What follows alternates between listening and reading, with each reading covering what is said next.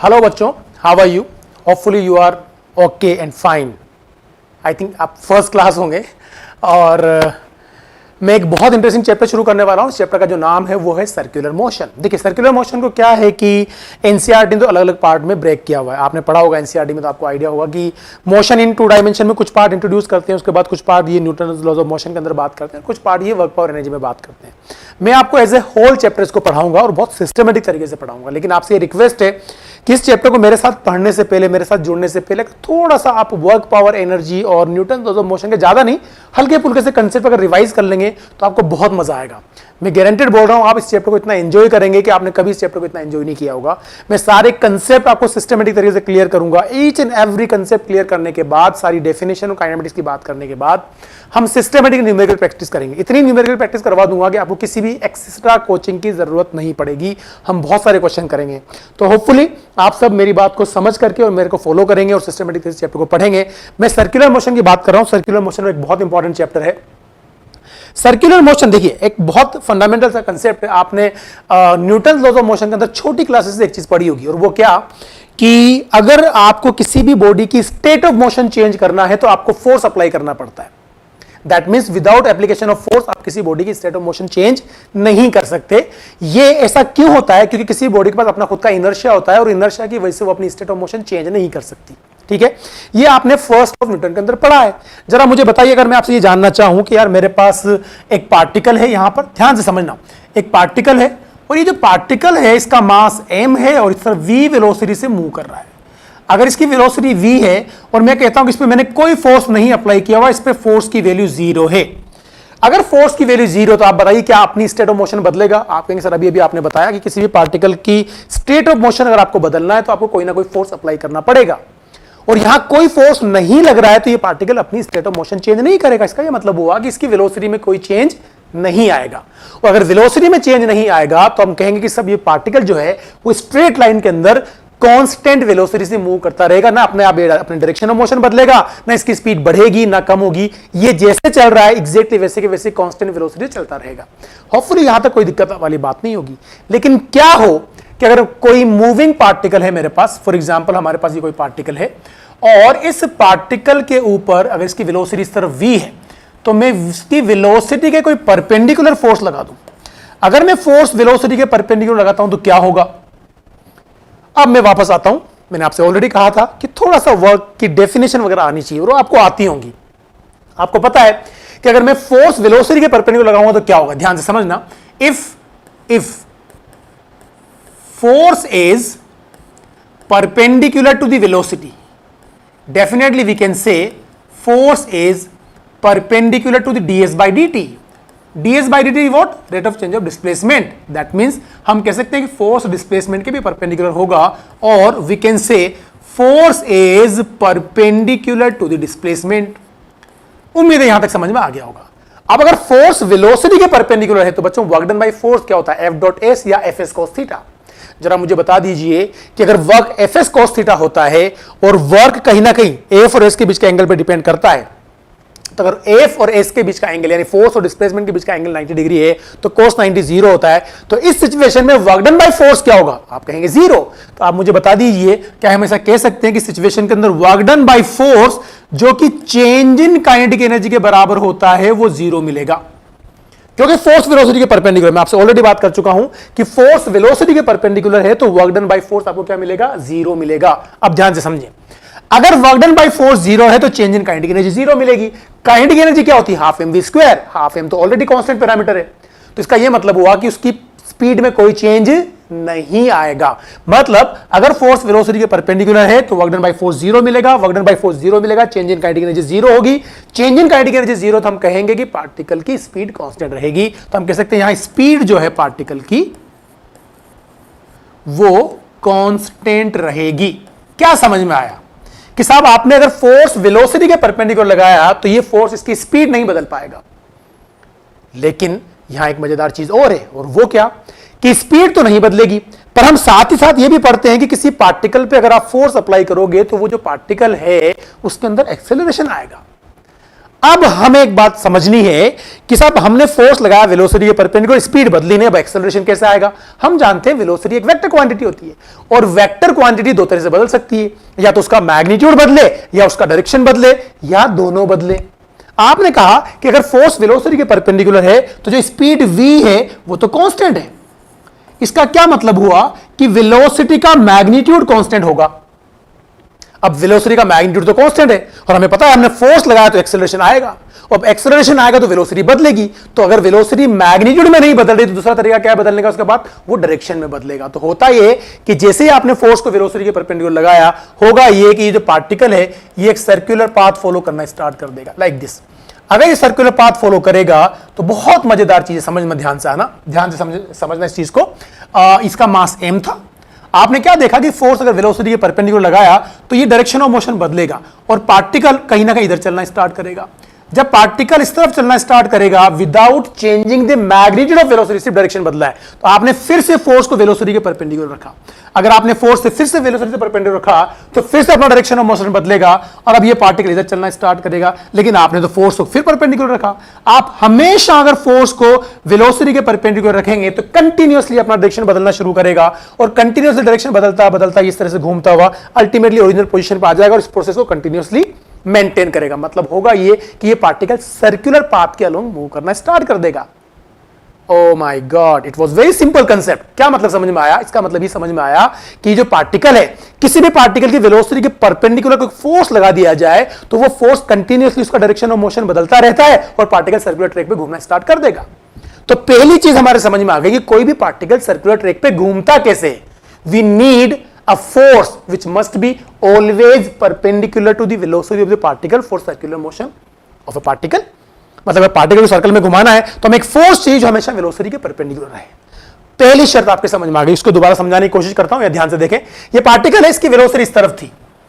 अगर इस पार्टिकल के परपेंडिकुलर, वेलोसिटी के परपेंडिकुलर में कोई फोर्स लगा दूंगा तो ये पार्टिकल एक सर्कुलर ट्रैक फॉलो करेगा, सर्कुलर पाथ फॉलो करेगा और अल्टीमेटली ये सर्कल के अंदर घूमना स्टार्ट कर देगा। शर्त ये कि फोर्स हमेशा वेलोसिटी के परपेंडिकुलर बना रहे।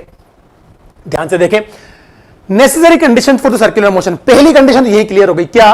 कि हमें एक फोर्स चाहिए जो हमेशा वेलोसिटी के परपेंडिकुलर लगता रहे। तो आप मुझे बताइए, अगर कोई भी फोर्स वेलोसिटी के परपेंडिकुलर रहेगा, हमेशा फोर्स वेलोसिटी के परपेंडिकुलर रहेगा, तो आप क्या देख रहे हैं कि ये पार्टिकल सर्कुलर पाथ फॉलो करता हुआ अल्टीमेटली सर्कुलर मोशन स्टार्ट करेगा। शर्त ये कि फोर्स और वेलोसिटी के बीच का एंगल हमेशा 90 डिग्री बना रहे। बहुत सिंपल और इंटरेस्टिंग चीज है, इजीली समझ में आ गई होगी। बहुत से बच्चों को तो पहली बार समझ में आया कि कोई पार्टिकल सर्कल में घूमता क्यों है, उसके पीछे का लॉजिक क्या है। होपफुली आपके यहां तक समझ में आ चुका होगा कि किसी भी पार्टिकल को सर्कुलर मोशन करवाना है तो we need a force which must be always perpendicular to the velocity of the particle and that force is responsible for the circular motion. आगे बात करते हैं दूसरी शर्त। दूसरी शर्त क्या है बच्चों? ये बहुत इंटरेस्टिंग है। यहां देखिए, हमारे पास ये एक्स एक्सिस है, ये वाई एक्सिस है और ये जेड एक्सिस है। अब आप मुझे बताइए ये कौन सा प्लेन बन जाएगा? ये बन जाएगा एक्स जेड प्लेन। एक्स और जेड को ज्वाइन करने वाला एक्स जेड प्लेन होगा। इसके अंदर कोई पार्टिकल अगर रिवॉल्व कर रहा है सर्कुलर ट्रैक के अंदर, तो जब ये पार्टिकल घूमेगा यहां पर, तो याद रहे दूसरी शर्त ये है, पहली शर्त तो क्या समझ में आ गई, फोर्स हमेशा वेलोसिटी के परपेंडिकुलर। दूसरी शर्त ये कि जिस प्लेन में घूम रहा है वो प्लेन फिक्स्ड होना जरूरी है। मतलब plane of the motion should not change during the motion. अगर प्लेन बदल गया बच्चों तो आपको पता है पाथ जो है वो स्प्रिंग की तरह हो जाएगा, मतलब हेलिकल। अगर प्लेन बदल जाएगा, if plane continuously changes, plane continuously changes, what happened? आप कहेंगे अगर ऐसा होगा तो आपके पार्टिकल का जो पाथ होगा वो कुछ इस तरह से होगा, हेलिकल पाथ। बात समझ में आ गई?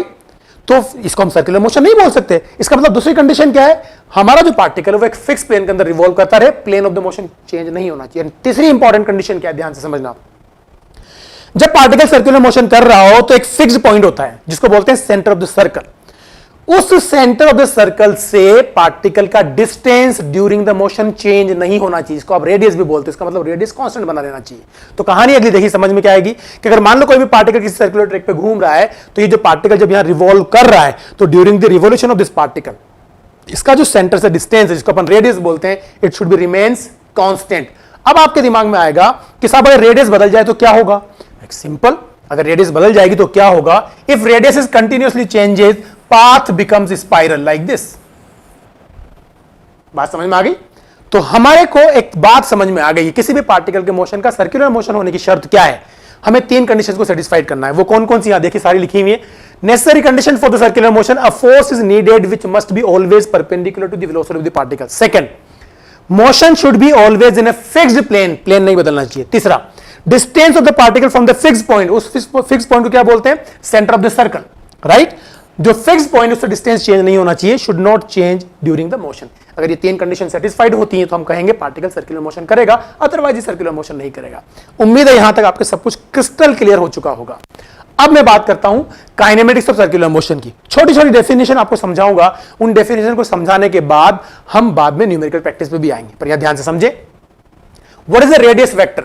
जो सर्कुलर मोशन करने वाला पार्टिकल है, उस सर्कुलर मोशन करने वाले पार्टिकल को सेंटर ऑफ द सर्कल से ज्वाइन करने वाला जो वेक्टर होता है उसको अपन रेडियस वेक्टर बोलते हैं। मतलब कहानी ये है कि अगर मैं यहां डायग्राम बनाऊं, ध्यान से देखें इसको, ये हमारा सर्कल है और यहां आप देखिए ये है हमारा रेडियस वेक्टर। तो होगा क्या? जो रिवॉल्विंग पार्टिकल, अगर पार्टिकल यहां है तो इसका जो सेंटर है वो हमेशा ओरिजिन पे रखते हैं। तो ओरिजिन से पार्टिकल के पोजीशन को ज्वाइन करने वाला जो वेक्टर है इसको अपन क्या बोलेंगे? Radius vector. जब पार्टिकल सर्कुलर मोशन कर रहा होता है बच्चों, तो अभी मैंने आपको समझाया था कि रेडियस वेक्टर का मैग्नीट्यूड चेंज नहीं होता, लेकिन ये डायरेक्शन लगातार बदलेगा। फॉर एग्जांपल, अगर पार्टिकल इससे घूम रहा है तो जब पार्टिकल यहां था तो रेडियस वेक्टर इधर होगा, जब पार्टिकल यहां आएगा तो रेडियस वेक्टर इस तरफ होगा, जब पार्टिकल यहां आएगा तो रेडियस वेक्टर का डायरेक्शन ये बन जाएगा। आप देखें कंटिन्यूअसली जो रेडियस वेक्टर है वो अपना डायरेक्शन बदल रहा होगा। मतलब आपके समझ में आ गई बात कि during the motion radius vector का डायरेक्शन लगातार बदल रहा होता है, लेकिन उसका मैग्नीट्यूड कांस्टेंट बना होता है। तो यहां डेफिनेशन क्या लिखी हुई है? The vector joining the centre of the circle and particle performing circular motion is called as radius vector. It has constant magnitude but continuously changes its direction. तो उम्मीद है आपको रेडियस वेक्टर समझ में आ गया होगा। आगे बात करता हूं काइनेमेटिक्स ऑफ सर्कुलर मोशन के अंदर एंगुलर पोजीशन क्या होती है। बहुत सिंपल है। जब भी किसी पार्टिकल की आप एंगुलर पोजीशन बताते हो तो पहले आपको रेफरेंस डिसाइड करना होता है कि साहब मुझे किस रेफरेंस लाइन से एंगुलर पोजीशन बतानी है। तो हम करने वाले क्या है यहां पर? देखिए, the angle made by radius vector from the reference line. देखिए ये सर्कल है और ये रेफरेंस लाइन बना ली मैंने अलोंग द एक्स एक्सिस, और जो ओरिजिन है वो सर्कल का मैंने सेंटर मान लिया। इस सिचुएशन के अंदर अगर पार्टिकल यहां है तो जब पार्टिकल यहां है तो जो रेफरेंस लाइन है, इस रेफरेंस लाइन से जिसका एंगल बनेगा वो इसकी एंगुलर पोजीशन को डिनोट करेगा। मान लो पार्टिकल यहां है, टाइट, ठीक है। अगर पार्टिकल यहां है तो पार्टिकल का यहां से जो रेडियस वेक्टर है वो रेफरेंस लाइन से जिस एंगल पे एग्जिस्ट करेगा उसी को अपन एंगुलर पोजीशन बोलेंगे। बात समझ में आ गई? इसका क्या मतलब हुआ कि अगर पार्टिकल यहां से एंटीक्लॉकवाइज घूमना स्टार्ट करे तो इसकी एंगुलर पोजीशन लगातार बढ़ रही है, यानी एंगल लगातार बढ़ रहा है। ये सिंपल सी डेफिनेशन है एंगुलर पोजीशन क्या होती है। सारी टर्म्स कहीं ना कहीं क्वेश्चंस की फॉर्म में आपकी यूज की जाती है, तो हमें वहां समझ में आना चाहिए कि इस टर्म का मतलब क्या होता है। कई बार बच्चों के क्वेश्चन ही समझ में नहीं आता कि वो कहना क्या चाह रहा है। तो ये सारी जो छोटी छोटी डेफिनेशन है ये हमें क्वेश्चंस को समझने में काफी हेल्प करेंगी। उम्मीद है आपको एंगुलर पोजीशन समझ में आ गई होगी। अब मैं बात करता हूं एंगुलर डिस्प्लेसमेंट की। देखिए, अगला हमारा जो फिजिकल क्वांटिटीज के बारे में बात करना चाह रहा हूं वो है angular displacement. What is the angular displacement? अब यहां एक इंटरेस्टिंग चीज है कि सब किसी गिवन इंटरवल ऑफ टाइम के अंदर सेंटर ऑफ द सर्कल से पार्टिकल को ज्वाइन करने वाला जो पोजीशन वेक्टर जिसको मैंने रेडियस वेक्टर बोला, वो किसी गिवन इंटरवल ऑफ टाइम के अंदर जिस एंगल से घूम जाएगा वही उसका एंगुलर डिस्प्लेसमेंट होगा। ध्यान से समझे, ये हमारे पास सर्कल है, ये हमारे पास एक्स एक्सिस है और हमारे पास वाई एक्सिस है। मान लो किसी भी पर्टिकुलर टाइम के अंदर पार्टिकल यहां था, यहां पर ये रेडियस वेक्टर हो गया इसका आर, और पार्टिकल यहां है तो हम कह रहे हैं सब t इक्वल टू 0 पर पार्टिकल यहां है। आफ्टर सम टाइम हम क्या देखते हैं, पार्टिकल यहां आ जाता है, तो पार्टिकल का जो नया पोजीशन है वो है t इक्वल टू t पर नया पोजीशन ये है। तो आप क्या देख रहे हैं कि इसका जो रेडियस वेक्टर है r, वो जिस एंगल से रोटेट हो जाएगा वही उसका एंगुलर डिस्प्लेसमेंट होगा। तो यहां लिखा हुआ है angle by which the position vector of the moving particle rotates in a given time interval is called as angular displacement. यानी पार्टिकल को ओरिजिन से ज्वाइन करने वाला जिसका पोजीशन वेक्टर, जिसको अपन रेडियस वेक्टर बोलते हैं, ये गिवन इंटरवल ऑफ टाइम के अंदर जिस एंगल से घूम गया वही इसका एंगुलर डिस्प्लेसमेंट कहलाएगा। एंगुलर डिस्प्लेसमेंट की यूनिट बच्चों रेडियन होती है और इसकी कोई डायमेंशन नहीं होती। एंगुलर डिस्प्लेसमेंट की यूनिट रेडियन होती है, इसकी कोई डायमेंशन नहीं होती। आपको पता है डायमेंशन फॉर्मूले के अंदर वो 7 फंडामेंटल क्वांटिटीज आती है, वो बात की बात है। अभी फिलहाल इतना ध्यान रखें कि इसकी जो यूनिट होती है वो रेडियन होती है और डेफिनेटली इसकी कोई डायमेंशन नहीं होती। एक और चीज देखें, एंगुलर डिस्प्लेसमेंट एक तरह का वेक्टर है। कब? जब इसकी वैल्यू स्मॉल होगी। लेकिन जब इसकी वैल्यू लार्ज होती है तो ये वेक्टर की तरह काम नहीं करता, फिर ये वेक्टर नहीं है। यानी एंगुलर डिस्प्लेसमेंट बहुत छोटा अगर होगा तो वो एक्सियल वेक्टर होता है, और अगर ये बड़ा है तो ये वेक्टर नहीं है। अब ये एक्सियल वेक्टर क्या वर्ड यूज किया मैंने, आपने पढ़ा होगा जब वेक्टर पढ़ा था तब, अगर नहीं भी पढ़ा तो मैं आपको बता रहा हूं। दो तरह के वेक्टर्स होते हैं, एक होता है अपना पोलर वेक्टर और दूसरा होता है एक्सियल वेक्टर्स। तो पोलर वेक्टर्स क्या होते हैं? पोलर वेक्टर्स वो वेक्टर होते हैं जिनका कोई इनिशियल पॉइंट होता हो और फाइनल पॉइंट होता हो। जनरली ये वेक्टर ट्रांसलेटरी मोशन के अंदर आने वाली फिजिकल क्वांटिटीज होती हैं। जैसे एग्जांपल के लिए मैं आपसे बात करूं कि अगर मान लो डिस्प्लेसमेंट है तो यहां से शुरू होकर यहां खत्म होगा, तो ये इसका इनिशियल पॉइंट है और ये इसका फाइनल पॉइंट है, और इसको डिस्प्लेसमेंट बोल देता हूं मैं। तो ये एक तरह का पोलर वेक्टर है। ये डिस्प्लेसमेंट हो सकता है, ये वेलोसिटी हो सकती है, एक्सेलरेशन हो सकता है, ये फोर्स हो सकता है, ये सबके सब क्वांटिटीज जो हैं वो पोलर वेक्टर होते हैं। इनके इनिशियल और फाइनल पॉइंट एग्जिस्ट करते हैं, यानी एक पॉइंट से इनिशिएट होता है और कहीं ना कहीं जाके टर्मिनेट होगा। दूसरा होता है एक्सियल वेक्टर, ये तो मैंने बात की नंबर 1 पोलर वेक्टर की, ठीक है। तो पोलर वेक्टर, ठीक है। दूसरा है एक्सियल वेक्टर। अब ये एक्सियल वेक्टर क्या होते हैं? Axial vector generally circular motion या रोटेशनल मोशन के अंदर आने वाले वो पैरामीटर्स जो कहीं ना कहीं घूमने की टेंडेंसी रखते हैं, उसकी वजह से इंट्रोड्यूस होते हैं। जैसे एंगुलर डिस्प्लेसमेंट है, एंगुलर वेलोसिटी है, एंगुलर एक्सेलरेशन है, एंगुलर मोमेंटम, टॉर्क एक्सेट्रा। ये सब के सब जो वेक्टर होते हैं ये एक्सियल वेक्टर होते हैं। इनके पास इनिशियल और फाइनल पॉइंट नहीं होता। आप नहीं बता सकते कहां से शुरू हो रहा है, कहां खत्म हो रहा है, लेकिन आप इसका डायरेक्शन बता सकते हो। इसका direction along the axis of rotation exist करता है, इसीलिए इनको एक्सियल वेक्टर बोलते हैं। ध्यान से समझे, अगर मान लो कोई पार्टिकल इस तरह से घूम रहा है, तो ये जिस प्लेन में घूम रहा है उसके परपेंडिकुलर जो एक्सिस जाएगी, इस एक्सिस के अलोंग एक्सियल वेक्टर होगा, या तो ऊपर की तरफ या नीचे की तरफ। वो मैं आपको सिखा दूंगा कि इसका डायरेक्शन कैसे फाइंड किया जाता है। या तो अपवर्ड होगा एक्सियल वेक्टर का डायरेक्शन, जिस प्लेन में पार्टिकल घूम रहा है उस प्लेन के परपेंडिकुलर, या डाउनवर्ड होगा। ऐसे वेक्टर्स को अपन एक्सियल वेक्टर बोलते हैं। तो एक्सियल वेक्टर का direction along the axis of rotation exist करता है, या तो एक्सिस के अलोंग ऊपर की तरफ या नीचे की तरफ, राइट। ये पोलर वेक्टर से डिफरेंट होते हैं। तो हमारा जो एंगुलर डिस्प्लेसमेंट है ये एक तरह का एक्सियल वेक्टर होता है जब ये छोटा होता है मैग्नीट्यूड में। ध्यान से समझे, देखिए, it is an axial vector and direction of angular displacement is the perpendicular to the plane along the axis of rotation and given by right hand thumb rule. मैं आपको समझाता हूं ध्यान से। मान लीजिए कि यहां पे कोई पार्टिकल घूम रहा है, ध्यान से समझना। अब ये जो पार्टिकल है ये t = 0 पे यहां था a पोजीशन पर, और कुछ इंटरवल ऑफ टाइम के अंदर ये घूम के यहां आ जाता है b पोजीशन पर, ये b है। और यहां से यहां तक का जो एंगुलर डिस्प्लेसमेंट है ये d थीटा है। अब ध्यान से समझना, अगर हमारा पार्टिकल a से b की तरफ चला है तो इसका जो सेंस ऑफ रोटेशन होगा वो एंटी क्लॉकवाइज आएगा, और ऐसी सिचुएशन के अंदर अगर मुझे एक्सियल वेक्टर का डायरेक्शन बताना है तो वो along the axis of rotation आएगा। अब ध्यान से समझना, जिस प्लेन में पार्टिकल रिवॉल्व कर रहा है उस प्लेन के परपेंडिकुलर एक्सिस आएगी जो सेंटर से पास होगी, तो एक्सिस ये बनेगी। अब एक्सिस के अलोंग या तो बाहर की तरफ होगा या अंदर की तरफ होगा, दो ही डायरेक्शन पॉसिबल है। मैं आपको बता चुका हूं ऑलरेडी एक्सियल वेक्टर क्या होता है। अब डायरेक्शन की बात है तो हम राइट हैंड थंब रूल से इसको फाइंड आउट करेंगे। कैसे फाइंड आउट करेंगे? आप सबसे पहले अपनी fingers, yes it is very interesting and very important, ये बताना जरूरी है। देखिए 90% बल्कि 95% बच्चे ऐसे होते हैं जो राइट हैंडर होते हैं, और जब एग्जाम में या घर पे सवाल सोल्व कर रहे होते हैं तो उनके राइट हैंड में पेन होता है और उनका लेफ्ट हैंड फ्री होता है। तो करते क्या है, क्वेश्चन कर रहे हैं इससे और राइट हैंड थंब रूल की जरूरत पड़ती है तो लेफ्ट हैंड लगा देते हैं, तो डायरेक्शन उल्टी आ जाती है, सवाल गलत। यानी ये ध्यान रखना है कि सबसे पहले तो हम बात कर रहे हैं कि ये राइट हैंड थंब रूल है, मतलब इसके लिए राइट हैंड ही यूज करना है, पहली चीज। दूसरी चीज, मैं कई बार बच्चे जब गलत डायरेक्शन निकाल के लेके आते हैं मेरे पास और मैं बात करता हूं कैसे यूज किया राइट हैंड थंब रूल, तो ऐसे अपनी पाम को फैला लेते हैं और उंगलियां घुमा देते हैं। याद रहे, पहला तरीका यह कि राइट हैंड थंब रूल है। दूसरा तरीका क्या, stretch your finger and thumb such that they are mutually perpendicular. ऐसे रखनी, ऐसे नहीं रखनी, ऐसे रखना है। अब आप जो सेंस ऑफ रोटेशन होता है अपनी उंगलियां घुमाओ, थंब एक्सियल वेक्टर का डायरेक्शन शो करेगा। तो याद रहे ये परपेंडिकुलर होना चाहिए, तो अगर ये परपेंडिकुलर होगा तो ही सही डायरेक्शन मिलेगा। अगर आप थंब को ऐसे करके घुमाएंगे तो डायरेक्शन कहीं और ही जाएगा। होपफुली आपको समझ में आ गया होगा। तो आप मुझे बताइए जो सेंस ऑफ रोटेशन है, अगर उतनी उधर मैं अपनी उंगलियां घुमाऊंगा तो इस एंगुलर डिस्प्लेसमेंट का डायरेक्शन बाहर की तरफ आएगा, और फिजिक्स में बाहर की तरफ को हम डॉट से शो करते हैं लाइक दिस। तो ये एक्चुअल डायरेक्शन है डी थीटा की। अब यहां कुछ चीजें मैं और क्लियर कर दूं। देखिए अब इसको क्या बोलोगे आप, along the axis of rotation और up to the plane, plane के बाहर की तरफ, ठीक है। तो इसको अपन क्या बोलेंगे, पहली पॉइंट आप ऐसा बोल सकता हूं,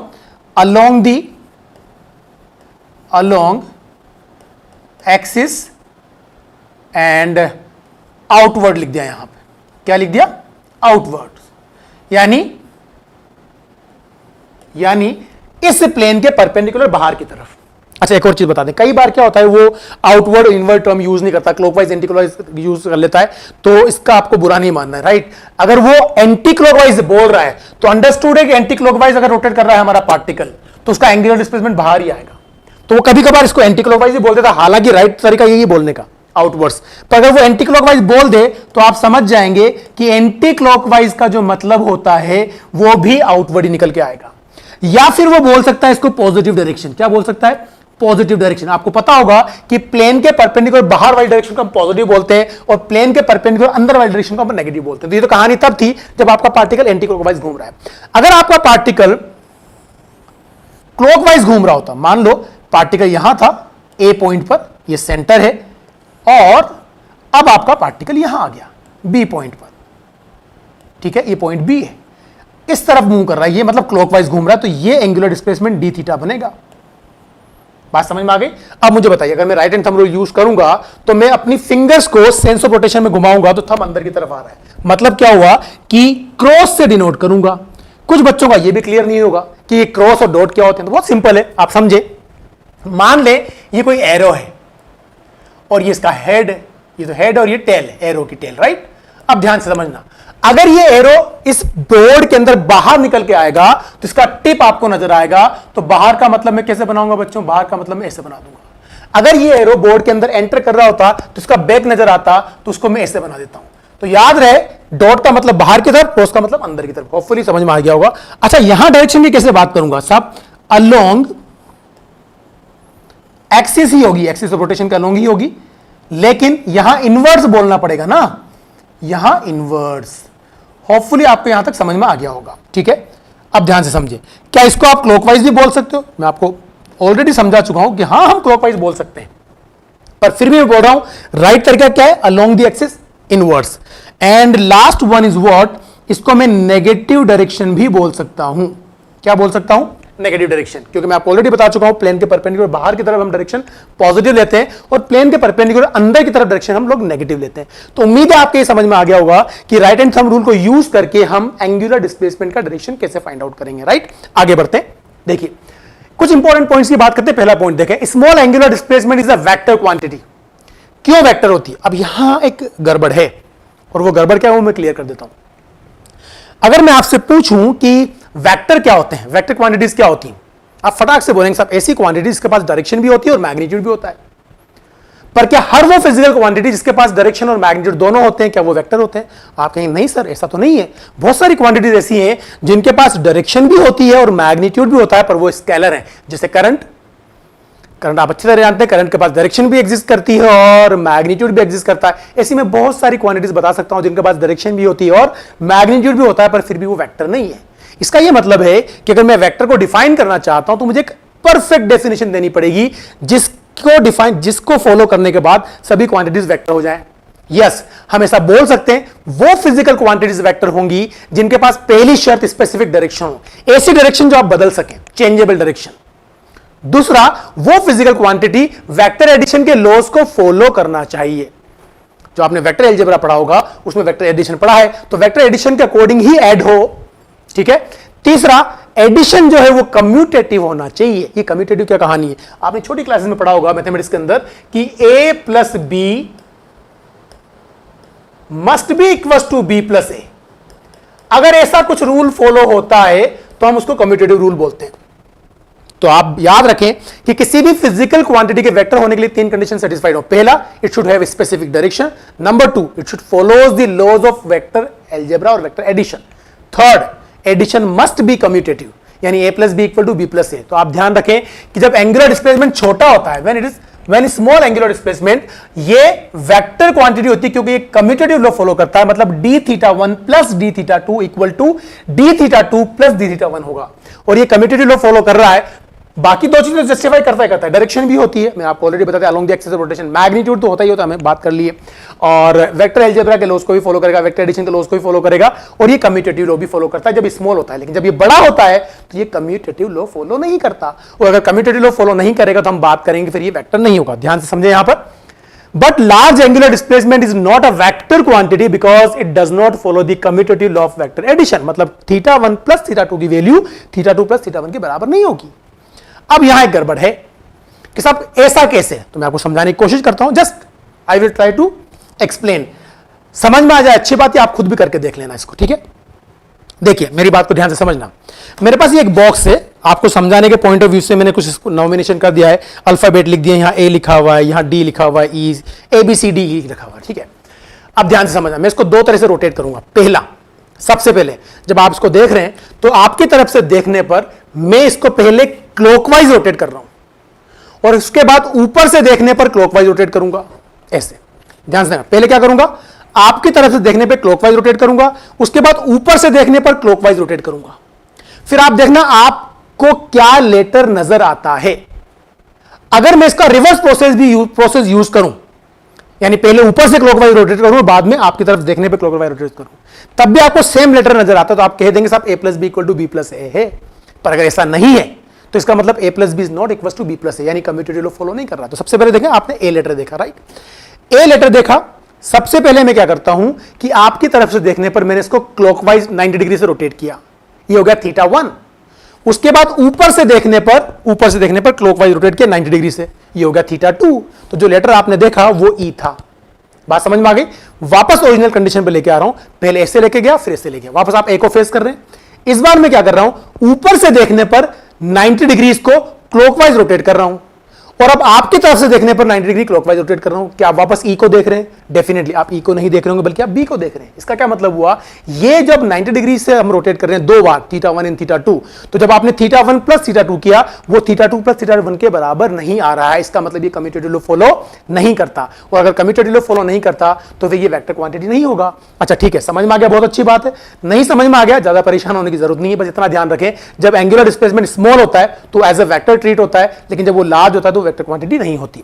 एक और चीज आप देखें, जब कोई भी पार्टिकल पूरे सर्कल कंप्लीट कर लेता है, एग्जांपल समझना, मैं आपसे कहता हूं कोई पार्टिकल यहां है, पूरा का पूरा सर्कल कंप्लीट कर लिया, तो जब वो सर्कल कंप्लीट कर लेता है तो आप मुझे बताइए वो कितने एंगल से घूम जाता है? आप कहेंगे साहब theta equals to 2 pi radian, right. तो जब कोई भी पार्टिकल कंप्लीट सर्कल करता है तो उसका जो एंगल ऑफ रोटेशन होता है वो 2 पाई रेडियन होता है। In one complete revolution angular displacement is 2 pi radian. Hopefully यहां तक समझ में आ चुका होगा, ठीक है। तो ये एंगुलर डिस्प्लेसमेंट के बारे में कुछ इंफॉर्मेशन चाहिए थी, आगे समझते हैं। अब हम बात करते हैं एंगुलर कुछ इंपॉर्टेंट पॉइंट्स में। अगली जो हमारी टर्म है वो है frequency. What is the frequency and what is the time period? Simple सी डेफिनेशन है। Frequency is nothing, it is the number of revolutions per second. Number of revolution described by the particle per second. Per second जो जितने चक्कर वो काटेगा उनकी संख्या ही फ्रीक्वेंसी है। Number of revolution per second known as frequency. ध्यान से समझे। तो जो फ्रीक्वेंसी है उसकी डेफिनेशन में क्या दूंगा, number of revolution described by the particle per second is known as frequency. इसकी यूनिट क्या होगी? Number of revolution per second, यानी रिवोल्यूशन पर सेकंड आरपीएस या रिवोल्यूशन पर मिनट आरपीएम। तो यहां देखिए its unit is revolution per second RPS और revolution per minute RPM. ध्यान से समझे, एक पार्टिकल है और ये पार्टिकल किसी सर्कुलर पाथ के अलोंग लगातार चक्कर काट रहा है। तो जब 1 सेकंड में ये नंबर ऑफ रिवोल्यूशन करेगा वही फ्रीक्वेंसी है। यानी 1 सेकंड के अंदर अगर 10 नंबर ऑफ रिवोल्यूशन कंप्लीट कर लें तो इसकी फ्रीक्वेंसी 10 होगी। अगर 5 किए तो 5 होगी। 1 सेकंड में अगर 50 रिवोल्यूशन किए तो 50 इसकी फ्रीक्वेंसी होगी। यानी रिवोल्यूशन पर सेकंड ही फ्रीक्वेंसी होती है, या इसको अपन यूनिट रिवोल्यूशन पर मिनट भी अज्यूम कर सकते हैं। इसकी जो यूनिट होती है वो पर सेकंड मतलब 1/टाइम होगी, जिसको अपन हर्ट्ज भी बोलते हैं और HZ से डिनोट करते हैं। पर यहां एक इंटरेस्टिंग चीज को थोड़ा ध्यान से समझना, देखो ध्यान से, यहां 1 आरपीएस इक्वल टू 60 आरपीएम। इसमें बच्चे कंफ्यूज रहते हैं। जनरली बच्चे को दिमाग में क्या रहता है, सब 1 kg, जो कि केजी बड़ी यूनिट है, 1 kg इक्वल टू 1000 ग्राम्स। पर यहां उल्टा लिखा हुआ है, 1 आरपीएस सेकंड है और वहां मिनट है, equal to 60 RPM. Yes, it is right. अगर मैं आपसे कहूं कि मेरा एक पार्टिकल है जो 1 सेकंड के अंदर एक चक्कर काट रहा है और दूसरा बंदा ये कहेगा सब वही पार्टिकल 1 मिनट के अंदर 60 राउंड कर रहा है, बताइए कौन सही बोल रहा है? दोनों सही बोल रहे हैं। इसका मतलब दोनों इक्वल हैं। तो हम क्या कह सकते हैं कि 1 revolution per second equal to 60 revolution per minute. Hopefully समझ में आ गया होगा। इसकी यूनिट जो होती है वो हर्ज होती है, राइट। तो इट्स यूनिट इज हर्ज और पर सेकंड, बात एक ही है। अब मैं बात करता हूं टाइम पीरियड की। What is the time period? एक रिवोल्यूशन पूरा करने में जो टाइम लगता है उसको बोलते हैं टाइम पीरियड। ध्यान से समझे, टाइम पीरियड की डेफिनेशन क्या होती है, ध्यान से देखें। ये हमारा पार्टिकल है, ये सेंटर ऑफ द सर्कल है।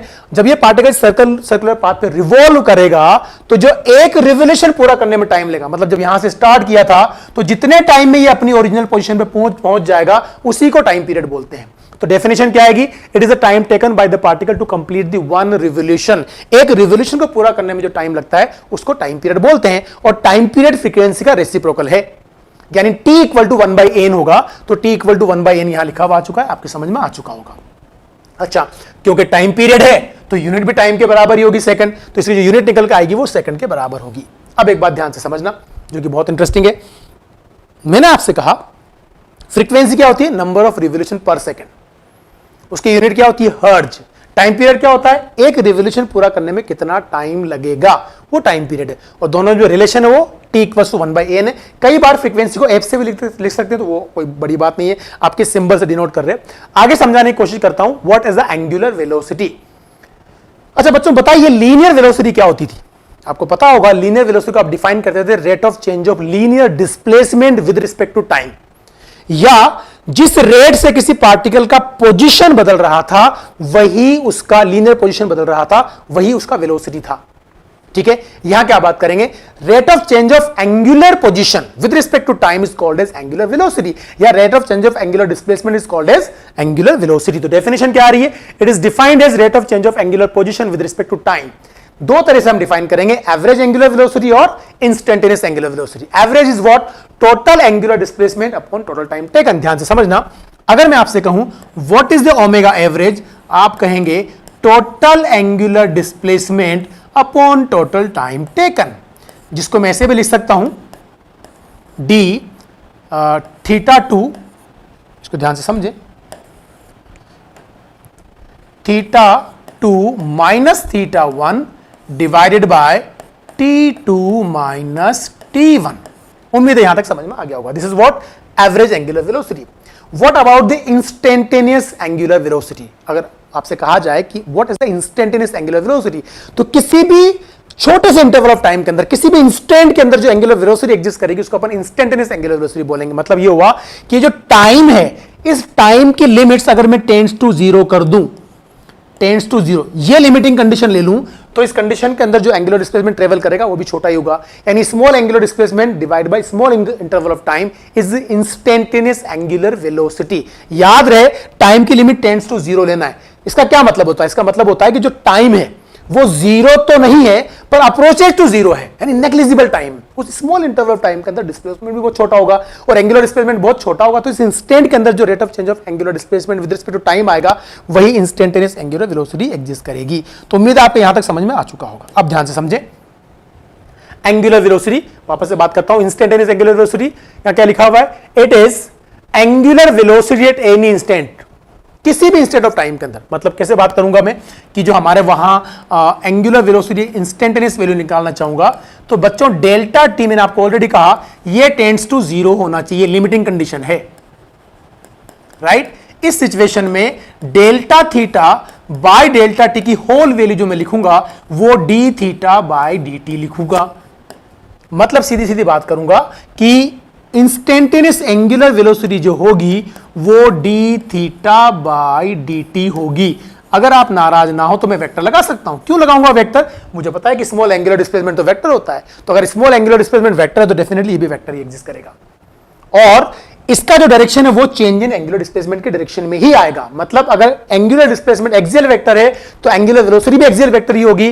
Whatever be the direction of D theta will be the direction of instantaneous angular velocity. एक और बात समझे, क्या मैं आपसे ऐसे बात कर सकता हूं, अगर ओमेगा की बात कर रहा हूं तो omega is D theta by d T. What is this, slope of theta T graph. क्या होगा ये, थीटा वर्सेस टाइम ग्राफ का स्लोप। मैं समझाता हूं आपको।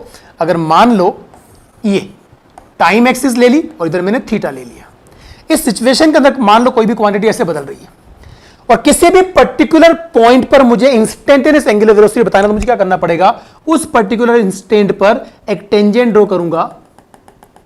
अब ये जो टेंजेंट टाइम एक्सिस से एंगल बनाएगा उसके लिए जो टेन थीटा की वैल्यू लिखूंगा वही स्लोप होगा। आपको पता है स्लोप कैसे निकालते हैं, और ये D theta by D T के बराबर होगा या ये ओमेगा इंस्टेंटेनियस के बराबर होगा।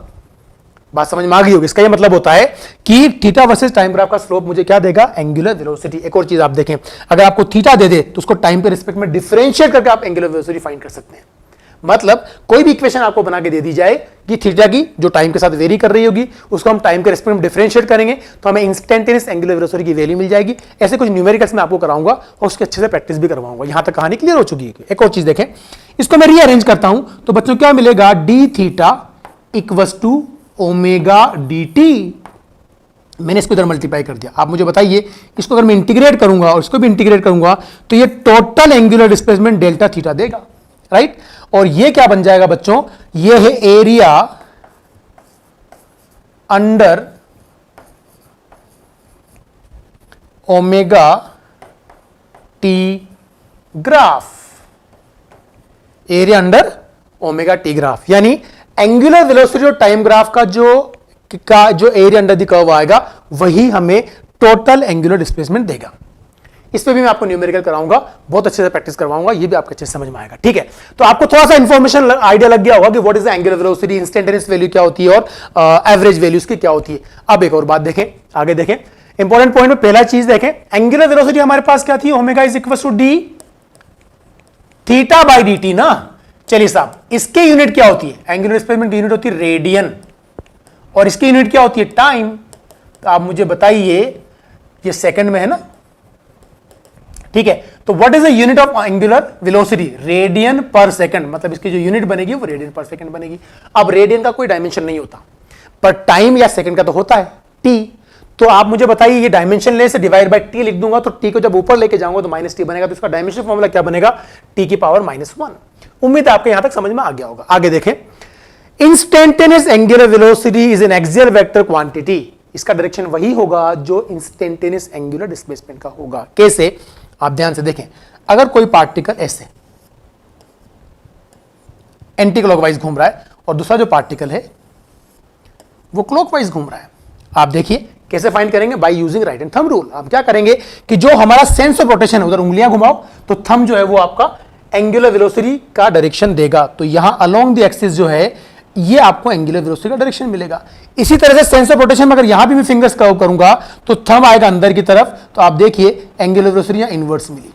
मतलब जब पार्टिकल एंटी क्लॉकवाइज घूम रहा है तो एंगुलर वेलोसिटी बाहर की तरफ आएगी और जब वो क्लॉकवाइज घूम रहा है तो एंगुलर वेलोसिटी अंदर की तरफ आएगी along the axis of rotation as it is. जैसे आपने एंगुलर डिस्प्लेसमेंट का डायरेक्शन फाइंड किया था वैसे कि वैसे यहां भी इसका आप डायरेक्शन फाइंड कर सकते हो। कैसे, by using right and thumb rule. तो उम्मीद है यहां तक की सारी चीजें आपकी क्लियर हो चुकी होंगी।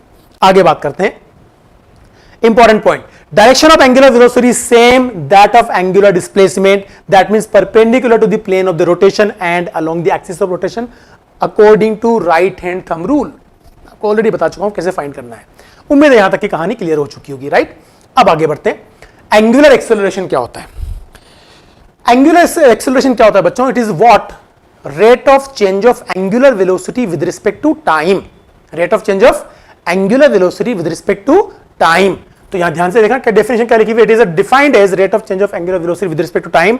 अगर एवरेज एंगुलर एक्सेलरेशन की बात करूंगा तो एवरेज एंगुलर एक्सेलरेशन जो है वो अल्फा एवरेज, कैसे लिखूंगा, total change in angular velocity upon total time taken.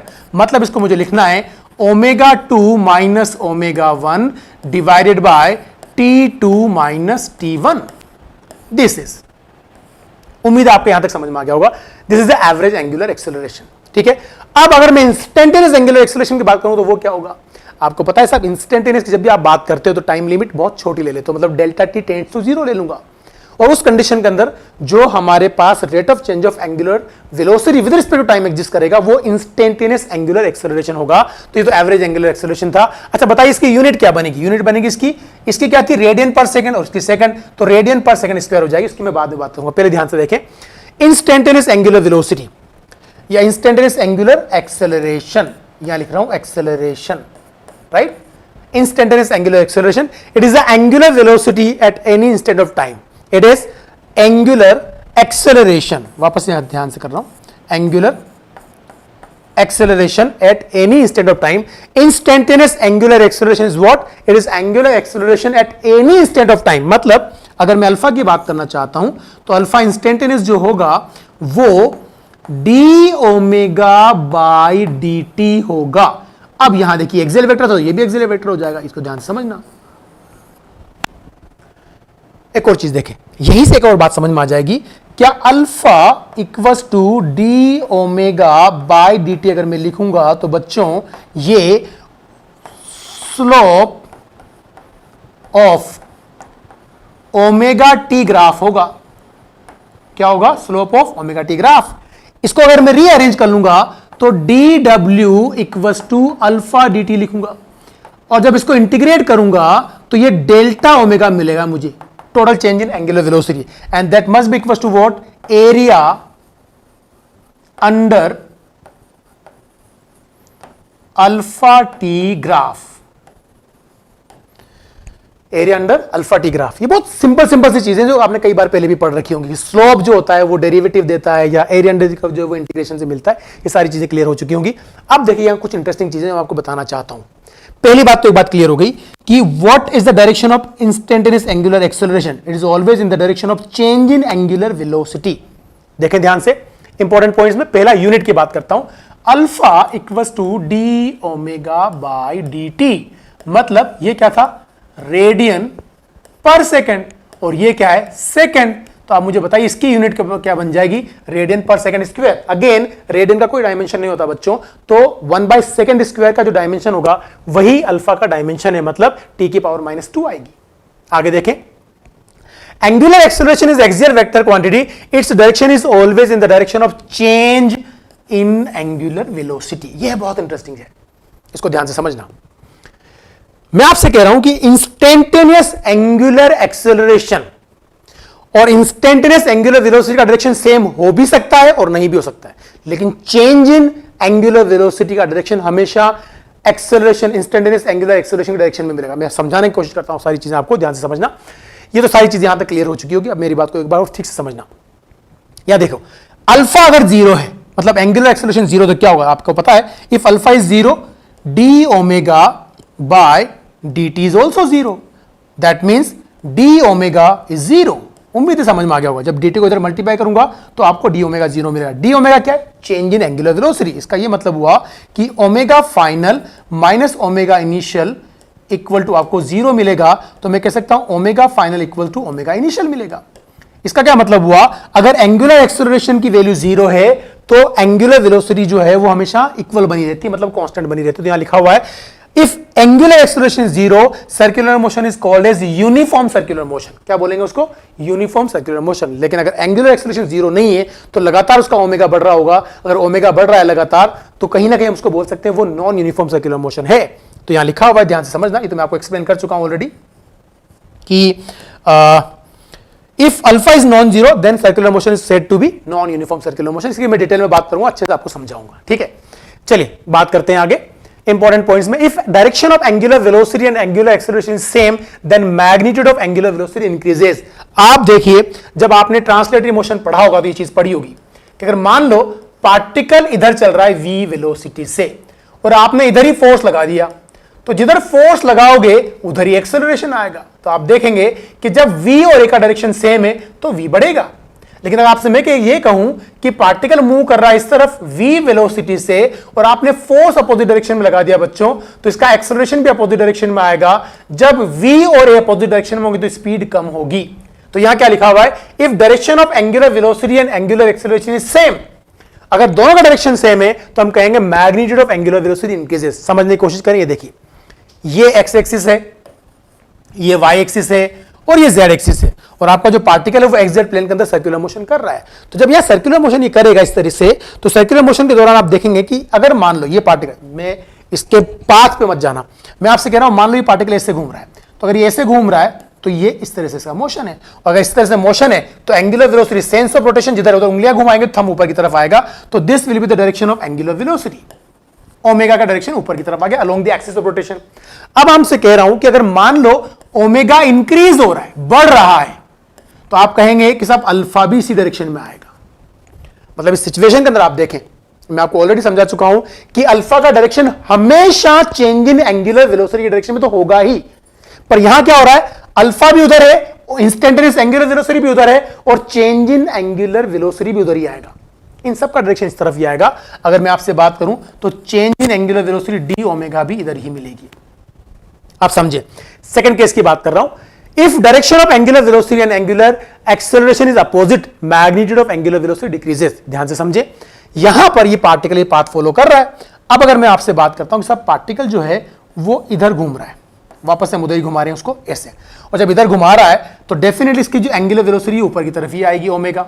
ऐसे देखें, ऐसे घुमाएंगे तो ऊपर ही आएगा, और यहां अगर ये डिक्रीज हो रहा है, ओमेगा डिक्रीज हो रहा है, तो आपको ये पता होना चाहिए कि अल्फा इसके अपोजिट आएगा, और जिधर अल्फा आएगा उसी डायरेक्शन में आपको क्या मिलेगा, डी ओमेगा भी इधर ही मिलेगा। मतलब चेंज इन एंगुलर वेलोसिटी का डायरेक्शन हमेशा अल्फा के डायरेक्शन में होगा, और अगर स्पीड डिक्रीज हो रही है तो अल्फा इंस्टेंटेनियस एंगुलर वेलोसिटी की भी अपोजिट डायरेक्शन में होगा। ये सारे केस आपको सिस्टमेटिक तरीके से समझने हैं, ये बहुत इंटरेस्टिंग और बहुत इंपॉर्टेंट है। उम्मीद है आपके यहां तक समझ में आ चुका होगा कि एंगुलर डिस्प्लेसमेंट क्या होता है, एंगुलर वेलोसिटी क्या होती है, और एंगुलर एक्सेलरेशन क्या होता है। ये सारे के सारे पैरामीटर्स बहुत इंपॉर्टेंट है। अब मैं आऊंगा इन पे बेस्ड न्यूमेरिकल प्रैक्टिस पर। तो अब हम इसके बाद न्यूमेरिकल प्रैक्टिस करेंगे, पर उससे पहले ये सारे पैरामीटर्स ठीक से समझ लें, अच्छे से लर्न कर लें, ताकि जब मैं न्यूमेरिकल प्रैक्टिस करवाऊं तो ये लैंग्वेज जब मैं यूज करूं तो आपके दिमाग में फटाफट क्लियर हो जाए। ठीक है, अब हम बहुत इंटरेस्टिंग न्यूमेरिकल सोल्व करने वाले हैं। होपफुली यहां तक आपके समझ में आ चुका होगा।